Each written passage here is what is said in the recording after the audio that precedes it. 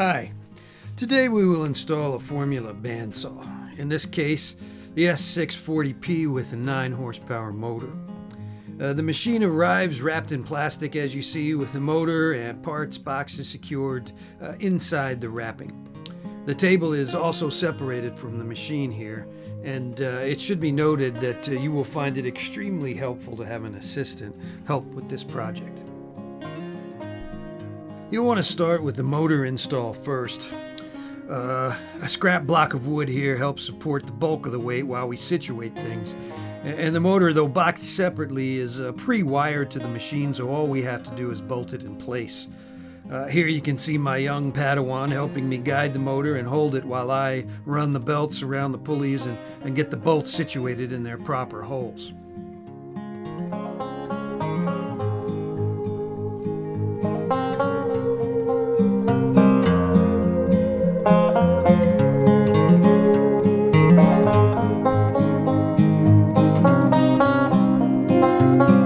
As you can see, this can prove a little tedious and require some finagling, but just be patient and you'll get it.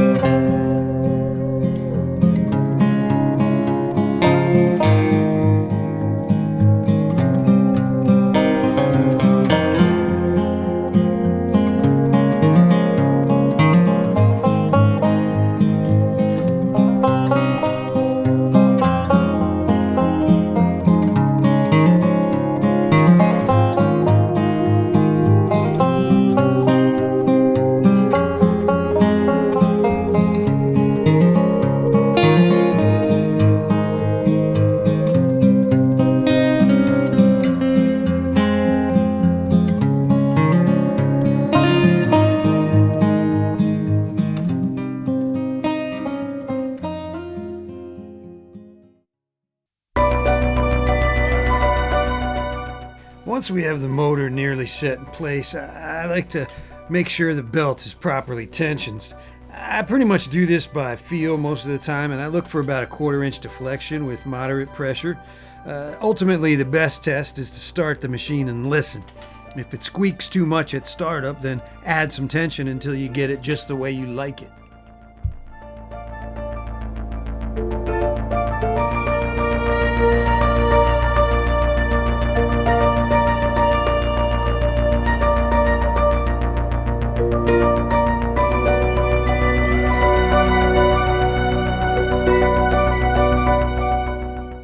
After everything is tensioned, go ahead and cinch the nuts and bolts of the motor mounts, and go ahead and also do some zip tie management for the main wire. I'd also like it noted that our machines show up without a power cord, so you'll need to make arrangements with a licensed electrician to properly hook up the machine in a way that suits your shop needs, unless you feel comfortable connecting your own wires. And if you don't already have an outlet, I highly recommend using twist lock plug connections.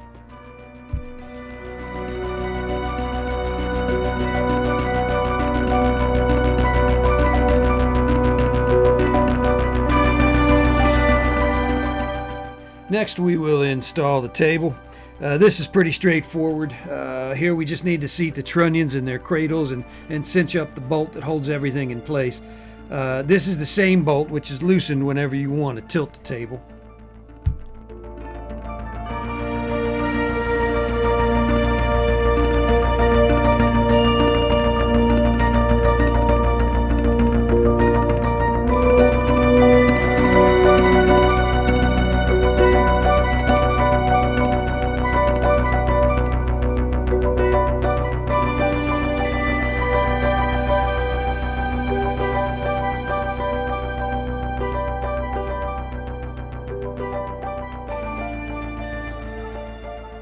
Time to clean the cosmoline off the table. Good catch there.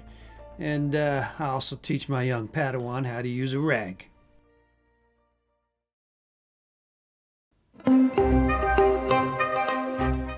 Tap the throat plate into place and then use the leveling screws to get it just right.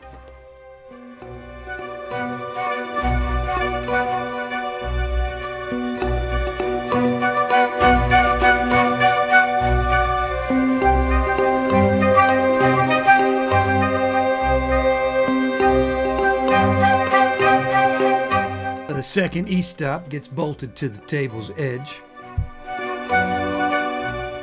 Install the foot brake pedal to the internal lever with the 2 bolts provided.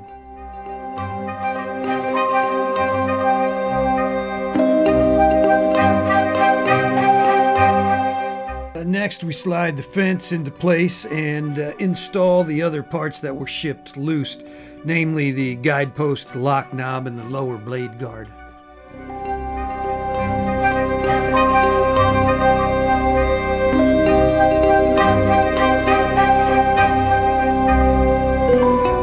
I have never met a perfectly level concrete floor, and this here is no exception. As you can see, we have a rocking saw.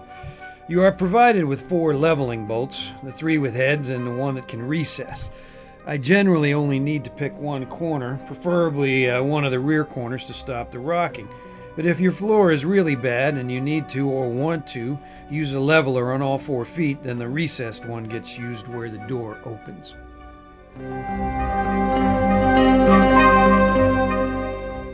And there you can see the rocking is stopped. The guide mounting hardware is pretty self-explanatory when it comes to setting these up. You basically position them so that the blade track is centered between the guides.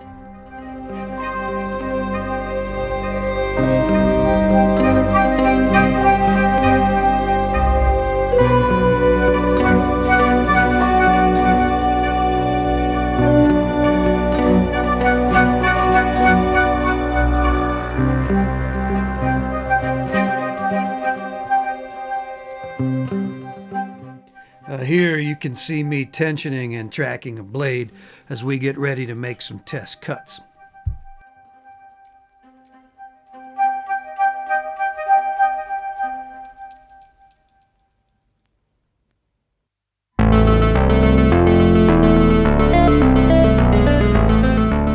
D-Day has arrived. I can't think of a better test cut than to resaw some nice hardwood like this poplar here. Nice. No wandering, fast cutting. You can really feel the power of this saw.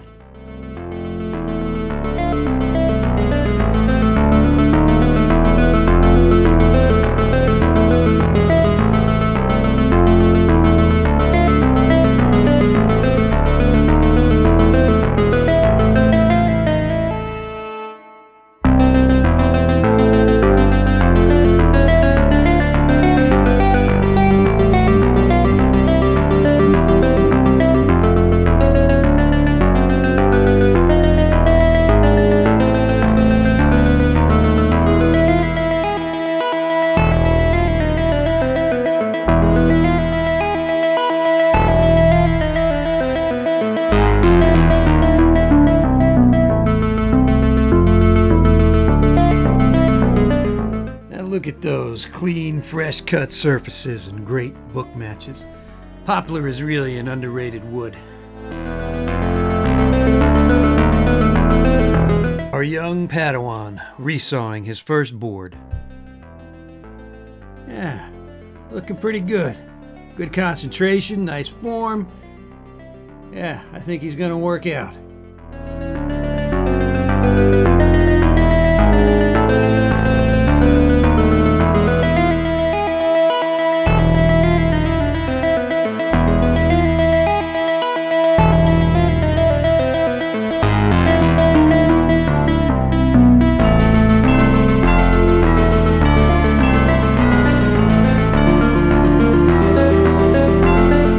The sweet joy of victory. The Formula S640P with up to 9 horsepower and 24 inches of resaw. You can be a brute, a maestro, or both.